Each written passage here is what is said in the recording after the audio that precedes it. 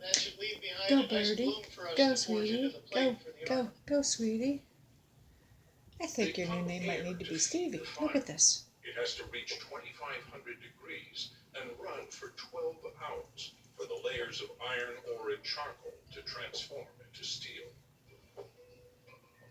For the craftsmen of the time, the science was a mystery, but this is how it works. In pure iron, the atoms are packed together like sheets of marbles, so when pushed or pulled, they easily slide past each other, yielding a She's silly soft bird. metal. But as Rick's iron ore She's gets silly very bird. hot, the carbon from the charcoal becomes trapped between the iron atom, changing the soft iron into harder steel.